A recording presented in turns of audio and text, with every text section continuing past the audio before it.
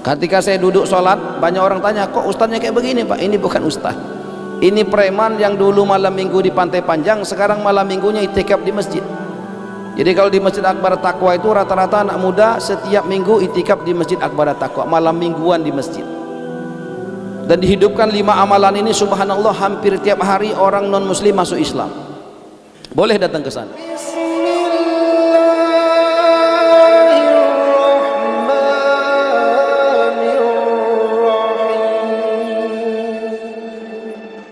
Alhamdulillah, segala puji bagi Allah Subhanahu wa taala, Tuhan yang telah menciptakan kita semua dengan sempurna.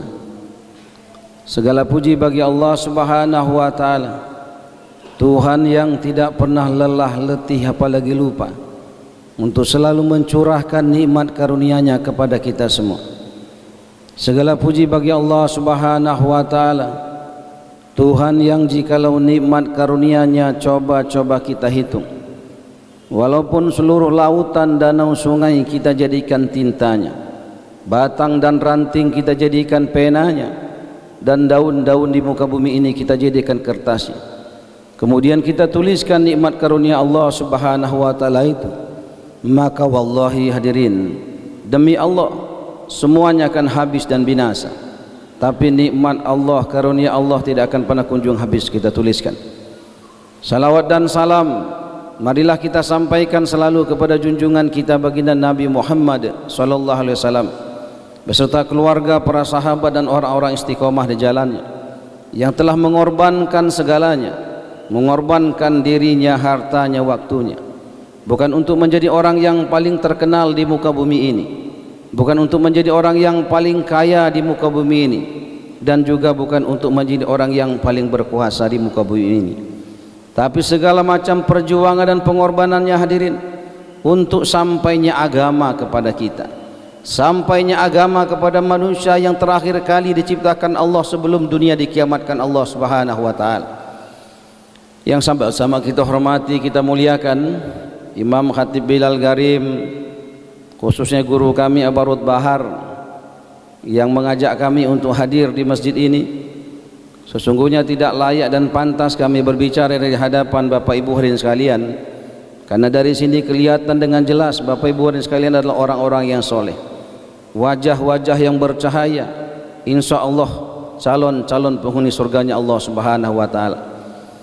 Bapak hadirin sekalian, pada kesempatan ini kami ingin menyampaikan bahwasanya setiap manusia di muka bumi ini, siapapun dia, dimanapun dia tinggalnya, apapun pendidikannya, apapun profesinya, semuanya menginginkan hal yang sama. Apa yang diinginkan manusia ini adalah kebahagiaan, adalah keselamatan, adalah kesuksesan, kemuliaan, kejayaan di dunia dan di akhirat. Hari ini banyak orang mempersepsikan, mengukur kesuksesan manusia itu dari kebendaan. Orang dikatakan sukses kalau dia nyalon presiden, terpilih sebagai presiden.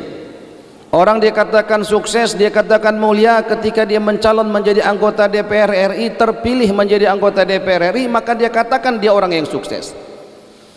Orang dikatakan sukses ketika dia merintis sebuah usaha dan kemudian usahanya memberikan keuntungan yang berlipat ganda. Kemudian dia membuka usahanya itu hampir di seluruh negeri di muka bumi ini, maka dia dikatakan orang yang sukses.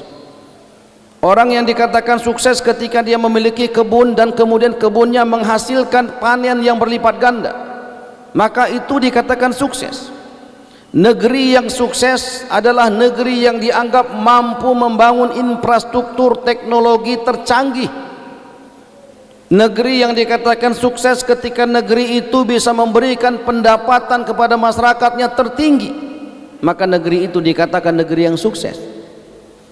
Tapi Bapak hadirin sekalian, coba kita bedah, apa itu kesuksesan sesungguhnya?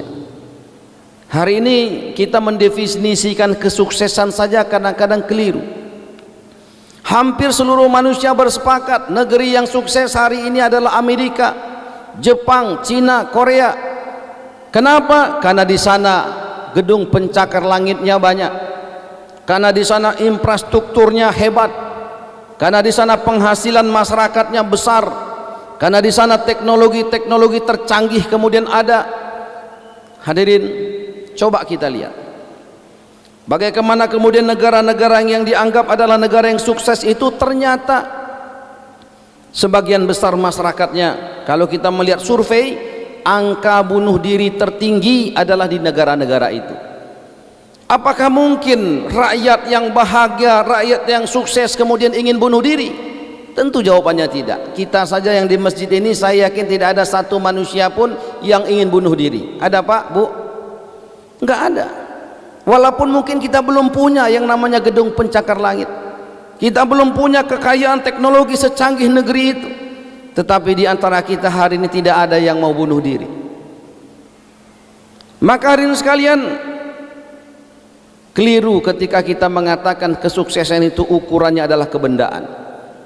Maka kesuksesan itu hadirin sekalian Allah Subhanahu wa taala letakkan bukan kepada kebendaan, tetapi kepada agama. Hadirin, siapapun yang memikirkan agama, mengamalkan agama, mengusahakan agama secara sempurna, ukurannya adalah Rasul dan para sahabat, maka dia pasti bahagia, dia pasti sukses, selamat dunia dan akhiratnya. Siapapun dia, apakah dia orang yang buta, apakah dia orang yang cacat fisiknya, apakah dia tinggal di kampung, maka ketika dia mengamalkan agama secara sempurna, maka dia pasti bahagia, pasti selamat, pasti mulia dunia dan akhirat. Hadirin, maka Bapak dan sekalian, kita bisa melihat bagaimana dan mencontoh ukurannya.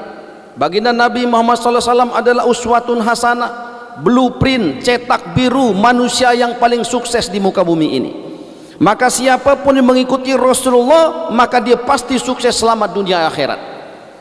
Para sahabat radhiyallahu anhum hadirin mengikuti Rasulullah.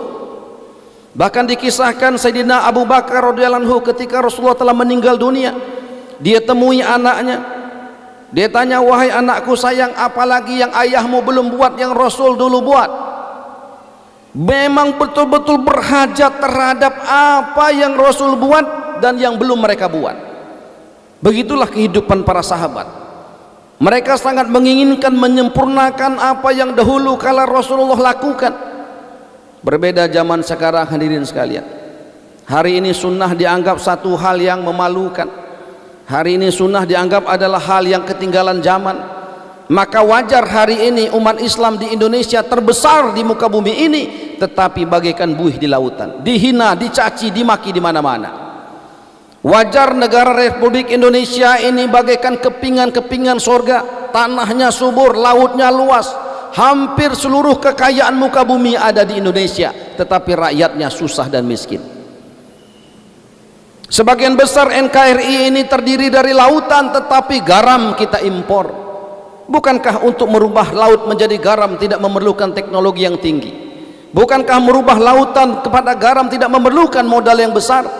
Tetapi kenapa negeri ini yang sebagian besar lautnya banyak tapi garamnya impor? Kenapa tanah Indonesia yang subur ini, di mana mata memandang hijau royo-royo, tetapi bahan pangan kita sebagian besar impor, bahkan ikan asin pun kita impor? Salah siapa? Bukan salah siapa-siapa. Salah kita karena kita tidak mau mengusahakan agama, tidak mau mengamalkan agama secara sempurna sebagaimana yang dibawa oleh baginda Nabi dan para sahabat. Lalu bagaimana kemudian kita memulainya? Hadirin, janji Allah Subhanahu wa taala bukan kepada kiai A, kiai B, bukan kepada organisasi A, kelompok B, bukan, tetapi kepada Rasul dan para sahabat. Rasulullah katakan, siapapun yang mengikuti sahabat-sahabatku, maka dia mengikuti bintang di langit, pasti akan selamat dan sukses dan bahagia dunia dan akhirat. Ambil contoh hadirin sekalian, Sayyidina Bilal radhiyallahu anhu. Sayyidina Bilal radhiyallahu anhu adalah seorang manusia biasa sama seperti kita. Manusia yang tinggal di bumi yang sama, di bawah langit yang sama, disinari matahari dan bulan yang sama, bertuhan-tuhan yang sama, berkitab-kitab yang sama, bernabi-nabi yang sama. Hadirin, manusia biasa sama seperti kita. Sayyidina Bilal tidak pernah lemhanas, Sayyidina Bilal tidak pernah S3, S2, S1, tidak pernah SMA, SMP, SD, tidak pernah. Sayyidina Bilal tidak pernah mengancam pendidikan, hadirin. Tetapi seorang budak yang telah mengusahakan agamanya, menyempurnakan agamanya pada dirinya, menyempurnakan sunnah 24 jam dalam kehidupannya, maka Allah penuhi janjinya. Allah berikan keselamatan, kesuksesan, kebahagiaan dunia dan akhirat kepada Sayyidina Bilal. Seorang budak tanpa kampanye, tanpa berdebat, tanpa masang foto di pohon, di tiang listrik, tanpa iklan di TV, di koran, kemudian Allah angkat menjadi seorang gubernur, hadirin. Seorang budak diangkat menjadi gubernur tanpa berdebat, tanpa kampanye, tanpa mendaftar ke partai politik manapun, menjadi seorang gubernur. Seorang budak, hadirin. Kalaulah hari ini kita mengangkat seorang yang tidak SD, SMP, SMA, tidak lemhanas menjadi gubernur Jawa Barat, kira-kira jadi apa ini Jawa Barat? Kalaulah di Jakarta di sana diangkat seorang gubernurnya, orang yang tidak berpendidikan SD, SMP, SMA, tidak pernah lemhanas, kira-kira DKI jadi apa? Pasti kita mengatakan pasti hancur itu provinsi. Kemacetan, banjir akan melanda negeri itu. Itu opini yang pasti secara umum akan kemudian sampai, hadirin. Tetapi orang yang beriman tidak akan pernah berpikiran begitu. Orang beriman akan selalu tawaju kepada Allah dan Rasulnya, tidak kesan dengan pandangan orang, tidak kesan dengan dunia. Sayyidina Bilal radhiyallahu menjadi seorang gubernur, hadirin. Maka ketika dia memimpin sebagai seorang gubernur, Allah tolong dia, Allah berikan kesuksesan, keselamatan kepada Sayyidina Bilal dalam memimpin. Kesuksesannya bukan hanya di wilayah kekuasaannya, tetapi kesuksesannya berada di seluruh penjuru dunia. Bukan hanya di seluruh alam, tapi di seluruh zaman. Zaman now, zaman sekarang terpaut jauh dengan zaman Sayyidina Bilal, tetapi kesuksesannya, kemaksurannya terasa sampai zaman sekarang, hadirin. Padahal Sayyidina Bilal tidak pernah buat Facebook, padahal Sayyidina Bilal tidak pernah membuat IG, padahal Sayyidina Bilal tidak pernah membuat internet yang lainnya, tapi keterkenalannya, kesuksesannya, keberhasilannya kita bisa rasakan, bisa kita dapatkan informasinya sampai zaman sekarang. Bahkan Sayyidina Bilal, hadirin sekalian, ketika masih hidup, baginda Nabi Muhammad SAW menyampaikan langsung tentang bunyi terompah Sayyidina Bilal yang Rasul dengar di dalam sorga. Orangnya masih hidup, tetapi sendalnya sudah Nabi dengar di dalam sorga. Kalau sendalnya saja sudah masuk ke dalam sorga, bagaimana orangnya? Sayyidina Bilal seorang budak hitam legam, hadirin sekalian, kemudian Allah pertemukan dengan seorang wanita tercantik di zaman itu. Allah berikan kesuksesan, keselamatan, kemuliaan, kejayaan dunia dan akhirat. Pertanyaannya, hadirin, hari ini bagaimana kemudian keyakinan kita? Kita akan lebih yakin orang yang bisa memimpin itu adalah orang yang memiliki pendidikan tinggi walaupun agamanya tidak ada. Kita meyakini orang yang memiliki kekayaan akan lebih mampu memimpin sebuah provinsi, sebuah negeri daripada orang-orang yang kemudian mengusahakan agamanya. Maka wajar hari ini, hadirin sekalian, Islam bukan tidak berkuasa. Banyak penguasa-penguasa Islam, banyak pemimpin-pemimpin Islam, banyak orang-orang kaya Islam. Tetapi kenapa kemudian Islam hari ini bagaikan buih di lautan? Karena orang-orang Islam hari ini telah meninggalkan sunnah. Orang-orang Islam hari ini telah meninggalkan usaha agama. Orang-orang Islam hari ini telah meninggalkan usaha yang dulu telah membuat para sahabat dari orang-orang biasa menjadi orang luar biasa. Para sahabat dulu, hadirin sekalian, menjadi ahli-ahli masjid. Para sahabat dahulu kala menjadi pemakmur-pemakmur masjid. Indonesia ini punya potensi yang luar biasa yang tidak dimiliki oleh negeri lain. Indonesia ini memiliki 1 juta masjid kurang lebih. Bayangkan baginda Nabi Muhammad SAW ketika hijrah memakmurkan satu masjid, Masjid Nabawi, satu masjid yang tiang-tiangnya dari batang-batang korma, satu masjid yang lantainya hanya pasir saja, satu masjid yang atapnya pelepah-pelepah korma, Masjid kita sudah luar biasa bagus betul. Tetapi masjid Nabi itu hadirin sekalian, amalan-amalannya menembus 7 lapis langit. Dakwah ilallah, ta'lim wa ta'lum, zikir, ibadat, hikmat. Amalan-amalan inilah yang kemudian membuat Allah ridho kepada mereka. Bahkan tahanan-tahanan perang ketika ditahan, diikat di tiang-tiang masjid, hadirin, 3 hari diikat, 3 hari kemudian dilepas. Maka kemudian tahanan-tahanan perang yang non muslim tadi kemudian tidak ingin kembali kepada kerajaannya. Mereka ingin tetap di Madinah. Mereka ingin menjadi seorang yang muslim. Mereka ingin menjadi seorang Islam, hadirin sekalian.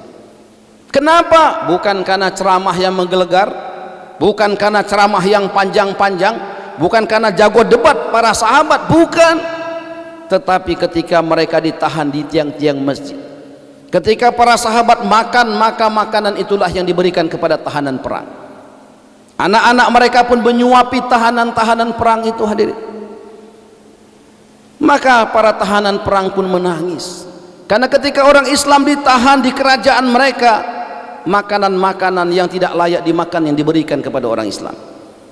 Siang hari, malam hari, tahanan-tahanan perang dari Islam disiksa. Tetapi ketika mereka ditahan oleh orang Islam, justru mereka mendapatkan perlakuan yang membuat hati mereka bergetar.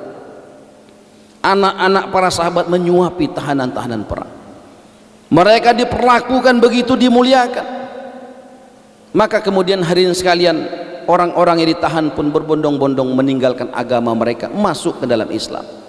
Islam tidak dibawa dengan kekerasan, Islam tidak dibawa dengan caci maki, Islam tidak dibawa dengan peperangan, perdebatan, tapi Islam dibawa dengan kasih sayang. Islam dibawa dengan cinta. Khairun nas anfa'uhum linnas. Bukankah sebaik-baik orang itu adalah yang bermanfaat bagi orang lain? Kemanfaatan inilah yang kemudian banyak membuat orang kemudian tertarik kepada Islam. Maka hadirin sekalian, pada kesempatan ini saya ingin bicara mengenai masjid ini, karena rupanya masjid inilah yang membuat para sahabat dari orang-orang bodoh menjadi orang-orang pintar. Karena masjid inilah yang membuat kemudian Madinah yang dahulu kala gelap menjadi negeri yang bercahaya, dan potensi Indonesia untuk menjadi negeri yang diridhoi, diberkahi Allah Subhanahu wa taala, menjadi negeri yang memberikan security and prosperity bagi rakyatnya, memiliki potensi yang luar biasa. Potensi Indonesia bukan karena lautnya, potensi Indonesia bukan karena buminya subur, potensi Indonesia bukan karena penduduknya banyak, tetapi potensi Indonesia sesungguhnya karena Indonesia memiliki 1 juta masjid. Kalaulah 1 juta masjid ini hidup amalan sebagaimana amalan Masjid Nabawi dahulu kala, dakwah ilallah, ta'lim wa ta'lum, zikir, ibadat, hikmat, maka saya yakin Indonesia ini akan menjadi negeri sebagaimana Madinah ketika baginda Nabi Muhammad SAW hidup ketika itu. Negeri yang menjadi ukuran kebahagiaan seluruh manusia di muka bumi ini. Maka Bapak ibu sekalian, usaha inilah yang kemudian pada malam ini kita ingin membicarakannya. Bagaimana setiap pribadi-pribadi kita memiliki investasi terhadap kemakmuran masjid di Indonesia. Kalaulah kita belum bisa datang ke kota Bengkulu, kalaulah kita belum bisa datang ke kota Aceh dan ke kabupaten-kabupaten di ujung-ujung Indonesia, minimal kita pikirkan, hadirin, minimal kita berdoa di tengah malam, ya Allah, berikanlah kemakmuran kepada 1 juta masjid di Indonesia, ya Allah. Ya Allah, berikanlah hidayah kepada laki-laki balik, ya Allah, untuk mau memakmurkan masjid, ya Allah. Salat 5 waktu di masjid, ta'lim di masjid, dan doa, hadirin sekalian, karena doa ini adalah senjata orang Islam. Baginda Nabi Muhammad SAW belum pernah datang ke kota Bengkulu, tetapi pikirnya telah sampai, sahabat pikirnya telah sampai. Mereka berpikir bagaimana kemudian mereka mengusahakan agar kemudian seluruh manusia ini kenal kepada Allah, taat kepada Allah. Bapak ibu sekalian, inilah yang kemudian hari ini perlahan-lahan mulai sirna. Kami datang ke Kementerian Agama Republik Indonesia meminta data, ada berapa sesungguhnya masjid di Indonesia ini. Kementerian tidak bisa memberikan datanya. Kami datang ke Dewan Masjid Indonesia meminta data, karena di kota Bengkulu akan diadakan doa 10 juta umat untuk negeri. Ketika itu almarhum masih hidup, Kiai Haji Arifin Ilham, kami minta untuk datang ke sana. Kita mau mengadakan dalam rangka hari pahlawan, kita mengadakan doa 10 juta umat untuk negeri. Banyak orang tanya, dibilang, Pak Wali, bagaimana Anda mengatakan doa 10 juta umat? Memang penduduk Anda ada berapa? 400.000 dengan anak-anaknya. Terus 10 jutanya dari mana? Penduduk Bengkulu berapa? 2 juta. Dari mana 8 jutanya lagi? Nabi Ibrahim alaihissalam ketika diperintahkan untuk memanggil orang haji dan umroh, ketika itu di sana, Bapak dan sekalian, penduduknya sedikit. Dia panggil saja cuman pakai lisan, tidak pakai TV, tidak pakai koran. Tetapi kemudian hari ini waiting list untuk di Bengkulu saja 20-30 tahun untuk haji dan umroh. Maka saya katakan kepada masyarakat yang menanyakan, tugas kita hanya memanggil saja. Tugas kita hanya memasang niat saja. Soal hasil nanti urusan Allah. Berapapun yang Allah kirimkan, itulah hasilnya. Hayya 'alas shalah, hayya 'alal falah, kita jawab la haula wala quwata illa billahil azim. Wahai Allah, tidak akan mungkin bisa saya melangkahkan kaki masjid untuk sholat tanpa pertolonganmu, wahai Allah. Maka hari ini sekalian, ketika doa 10 juta umat itu, Masya Allah, orang dari Makassar, berbagai dari kota datang ke kota Bengkulu. Banyak yang tidak bisa datang karena pesawatnya memang terbatas, bandara terbatas. Tapi setelah itu bandara pun diperluas. Bandara yang tadinya diambil oleh perhubungan, diambil alih oleh Angkasa Pura, sehingga bandara di kota Bengkulu sekarang diperlebar hadirin sekalian. Maka dengan amal agama ini Allah Subhanahu wa taala akan mudahkan dunia kita. Sama seperti logikanya hadirin, kalau kita tanam padi, ilalang pasti tumbuh. Tapi kalau kita tanam ilalang, jangan pernah berharap padi akan tumbuh. Hari ini orang banyak rame-rame menanam ilalang berharap panen padi. Enggak mungkin. Habis waktu kita sibuk mengurusi perkara-perkara dunia hadirin. Tetapi perkara agama tidak sibuk, tidak diurusi, hanya sekedarnya. Mana mungkin kita bisa sukses, bisa selamat, bisa bahagia? Karena sesungguhnya hadirin sekalian, bumi beserta isinya ini diciptakan sesungguhnya untuk manusia, dan manusia diciptakan untuk agama. Jadi manusia yang berhajat kepada agama, yang mengusahakan agama, pasti Allah sempurnakan dunianya. Tetapi manusia yang berhajat kepada dunia, meninggalkan agamanya, seperti manusia yang mengejar bayang-bayang. Tidak akan pernah ketemu bayang-bayangan, tidak akan pernah dapat dia bayang-bayang itu. Dahulu kala di kota Bengkulu, negeri yang pernah melahirkan seorang wanita yang menjahit sangsaka merah putih, ibu negara pertama kali, Ibu Fatmawati namanya. Dan kemudian kerajaan kesultanan ketika itu berlebur menjadi NKRI, menjadi negeri yang besar. Tapi negeri ibu negara pertama kali, ratusan tahun usianya, belum punya rumah sakit. Jalannya banyak hancur, hutang ratusan miliar, dan berbagai macam catatan-catatan lainnya. Ketika dilantik menjadi wali kota pertama kali, kalau janji memang gampang, tapi ketika sudah terpilih menjadi susah. Tapi untung saya senang dengar ceramah. Ketika itu ada ustadznya katakan, in tansurullahi yansurkum, tolong agama Allah, Allah akan tolong kamu. Saya betul-betul senang ini kalimat, dan saya yakin solusi dari visi misi saya itu adalah in tansurullahi yansurkum, tolong agama Allah. Pertanyaannya, bagaimana cara menolong agama Allah? Karena saya bukan lulusan pesantren, saya bukan ustadz. Saya kenal dengan Abah Raud, diajak 3 hari itikaf di masjid, setiap bulan 3 hari. Lama-lama senang sholat berjamaah, lama-lama senang bicara agama, dan saya sering diajak-ajak dengan beliau, sehingga banyak ilmu-ilmu beliau pun yang saya dengarkan. Dan saya ketika mendengarkan agama, saya mau amalkan cepat.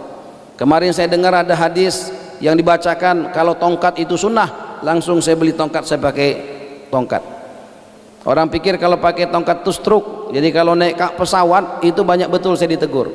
Dia bilang, maaf Pak, karena saya duduknya di pintu exit door itu. Dia bilang, maaf Bapak tidak bisa duduk di sini. Kenapa? Karena Bapak pakai tongkat. Loh, apa hubungannya? Karena ini Pak perlu nanti kalau darurat buka pintu pesawat. Saya bilang, saya bisa insya Allah. Ini tongkat sunnah. Orang banyak protes, kenapa pakai jenggot Anda wali kota? Karena ini sunnah. Dosa saya banyak, ilmu saya tidak ada, tapi saya nggak mau masuk neraka. Saya pernah dengar satu hadis, siapa yang menghidupkan sunnah cinta kepada Nabi, siapa yang cinta kepada Nabi di sorga bersama Nabi. Saya nggak mau masuk neraka.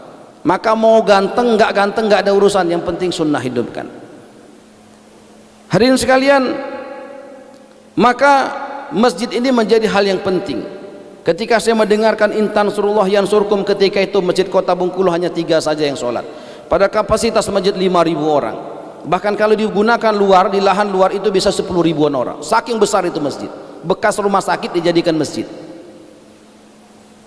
pagarnya rusak, karpet tidak ada, WC berantakan. Maka saya pikir inilah cara intan surullah yansurkum. Maka kemudian hadirin sekalian, kita mencoba untuk memakmurkan masjid. Sempat kalau dulu ada viral yang menghadiahkan mobil umroh, haji dan sebagainya karena ingin betul memakmurkan masjid.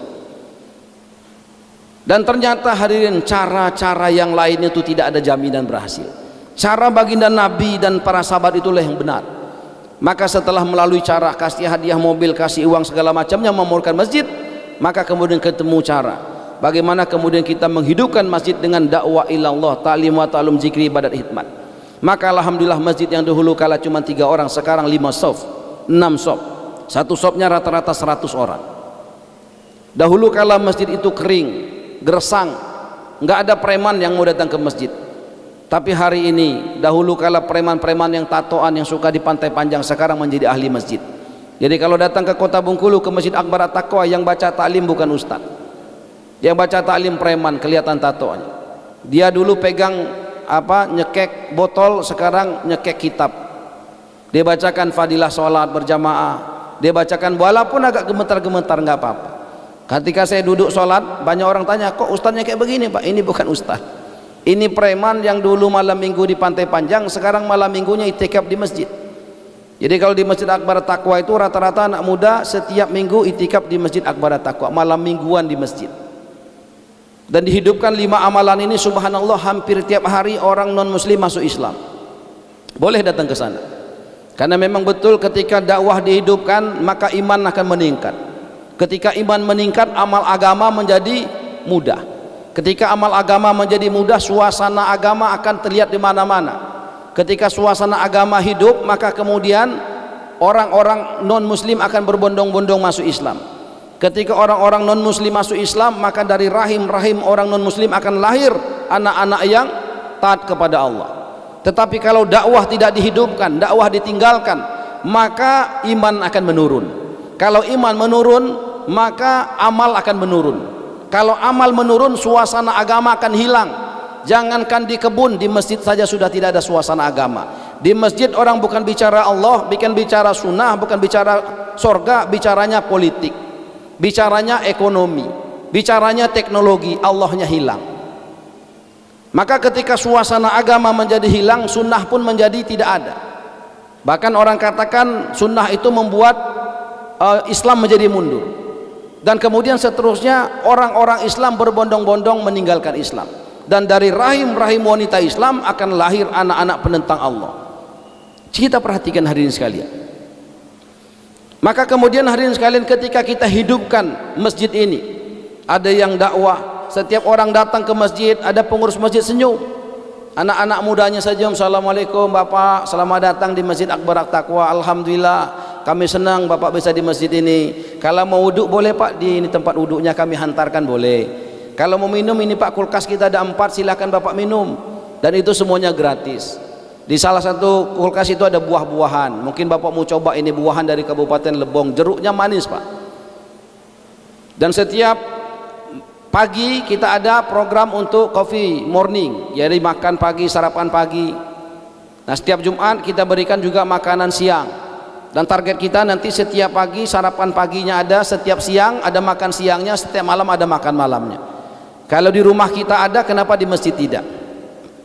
Kenapa? Karena janji Allah, siapa yang memikirkan masjid, Allah akan pikirkan dia. Siapa yang memakmurkan masjid, akan Allah berikan kemakmuran padanya. Siapa yang mencintai masjid, Allah akan cinta kepadanya. Maka hadirin sekalian, alhamdulillah, kemudian dengan program-program itu kemudian ada juga kerjasama antar masjid. Dan kita juga dari Kota Bengkulu membangun kerjasama dengan wali kota se-Indonesia. Kemarin saya dengan Airin, dengan Tangerang Selatan, kita buat MOU, Kota Tangerang, Kota Bengkulu menjadi kota yang religius dan bahagia. Religius itu adalah agama, agama itu adalah la ilaha illallah. Bahagia itu adalah Muhammad Rasulullah. Orang bahagia hanya dengan Muhammad Rasulullah.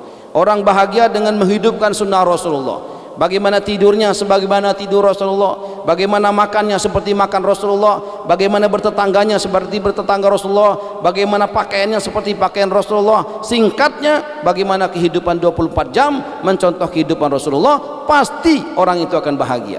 Walaupun dia tinggal di istana, walaupun dia tinggal di gubuk derita, dia pasti bahagia. Bahkan ketika Nabi Ibrahim dilemparkan di kobaran api 40 hari 40 malam, tapi saat itulah saat paling bahagia. Yang melemparkannya Namrud, hadirin, di dalam istana, tetapi tidak bahagia. Yang dilemparkan ke dalam api Nabi Ibrahim bahagia. Bahagia itu bukan ketika di api atau di istana, bahagia itu ketika agama sempurna.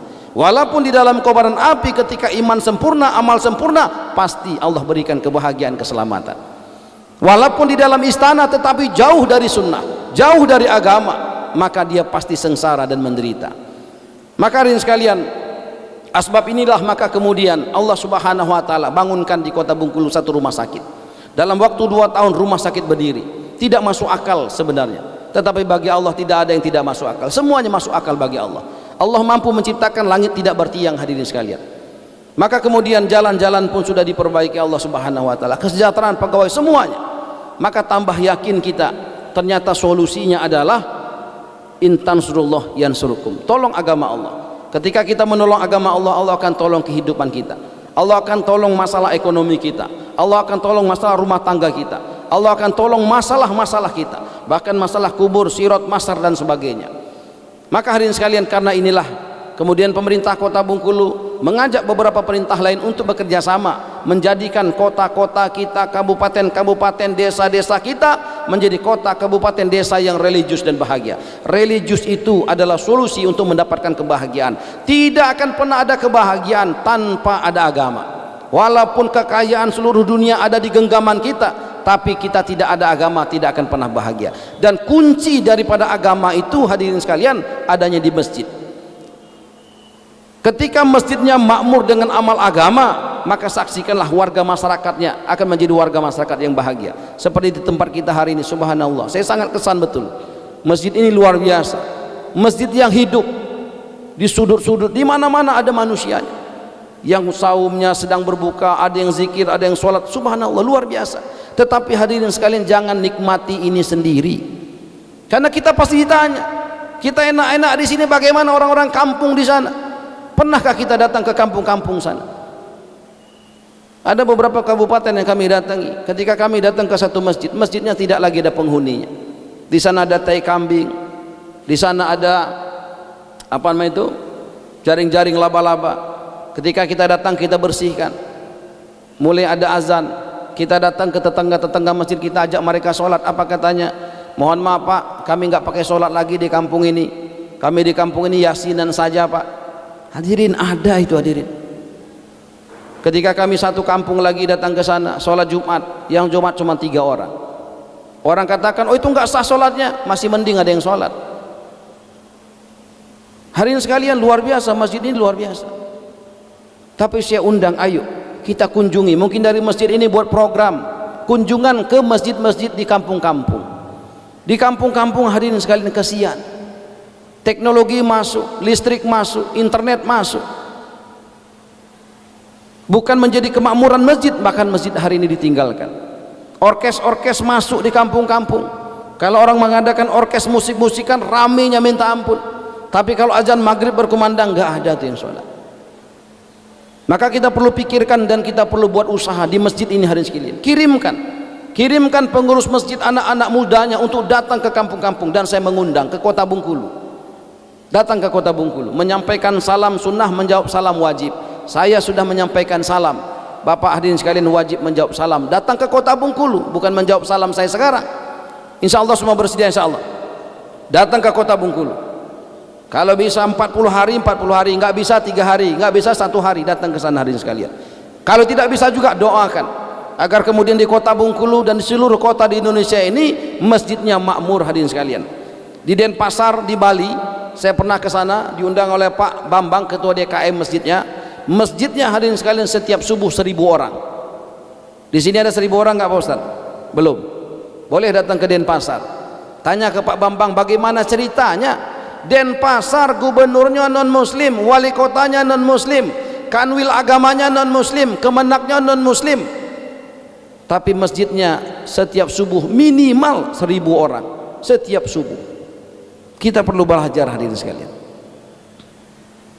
Hadirin sekalian, karena kunci untuk kemakmuran republik ini setelah kami keliling ada di masjid.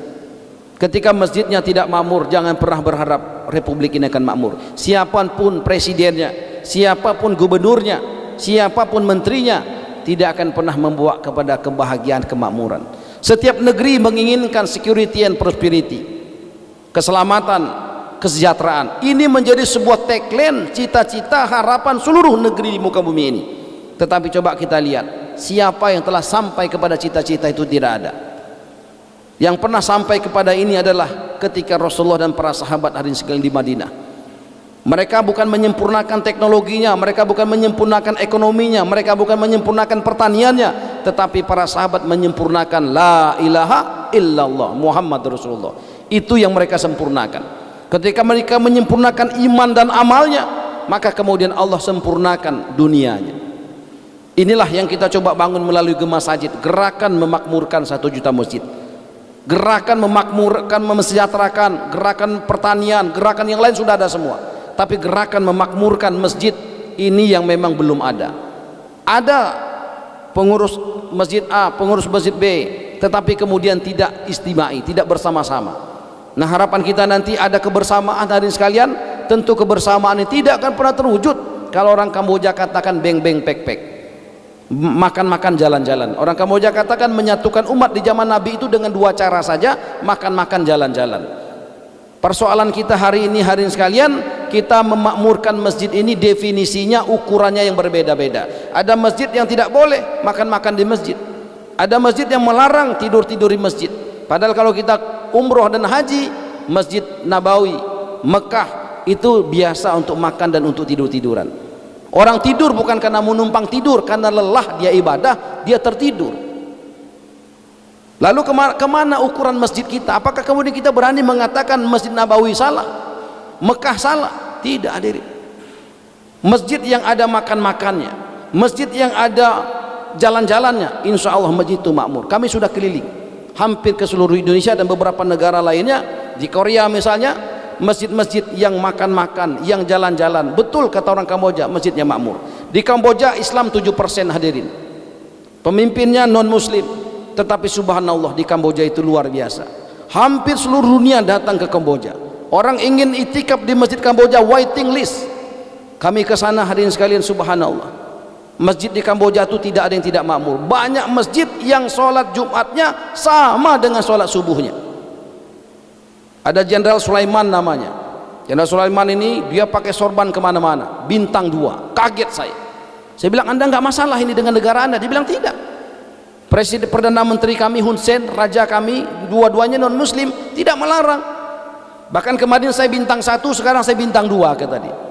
Dan masjid di tempat dia tinggal hadirin sekalian sama sholat Jumatnya dengan subuhnya, karena saya 3 hari di sana. Ketika kami 3 hari di sana di bulan Ramadan, subhanallah, menangis tidak berhenti-berhenti. Bahasanya beda, bukan saudara baru kenal, tapi mereka subhanallah, anak-anak mudanya, anak-anak kecilnya, orang tuanya rame-rame memakmurkan masjid. Tamu-tamu masjid itu betul-betul dimuliakan, diagungkan hadirin. Kami tidak bisa masak karena semua masakan mereka sediakan. Kami tidak bisa cuci baju sendiri karena baju kami dilondrikan sama mereka. Dan subhanallah hadirin sekalian, masjid mereka luar biasa. Dan tidak ada anak-anak di kampung itu yang tidak menjadi penghafal Quran. Ketika kita datang ke sana hadirin sekalian, walaupun mereka hidupnya sangat sederhana, tetapi kebutuhan masjid betul-betul mereka perhatikan. Ini mungkin yang perlu kami sampaikan, karena sebentar lagi sudah mau Isya. Sekali lagi kami ucapkan terima kasih kepada guru kami Abarut Bahar dan kepada pengurus masjid. Sekali lagi kami mengundang, kami sekarang sedang itikaf 3 hari buat program usaha agama di Masjid Al-Munawarah, di tempatnya Kiai Abarut Bahar bersama dengan Ketua MPR insyaallah, bersama dengan kawan-kawan dari BSD, juga ada dari Jakarta, kurang lebih sekitar 20-an orang. Senang kami kalau misalkan Bapak Adin sekalian juga bisa kunjung ke sana untuk kita sama-sama memikirkan bagaimana kemudian masjid-masjid di Indonesia ini makmur semuanya. Bagaimana setiap laki-laki balik mau ambil bagian dalam usaha agama ini, bagaimana setiap wanita-wanitanya tutup aurat secara sempurna, bagaimana kemudian setiap anak-anak menjadi penghafal Quran, bagaimana setiap rumah tangga di Indonesia ini menjadi rumah tangga yang sakinah mawaddah warahmah, dan bagaimana kemudian sesama umat Islam ini satu hati, satu pikir, satu kerja, hadirin, tidak saling benci, tidak saling pecah, maka janji Allah akan diturunkan pertolongan. Selama umat Islam tidak bisa satu pikir, satu kerja, satu hati, tidak akan pernah ada pertolongan, hadirin sekalian.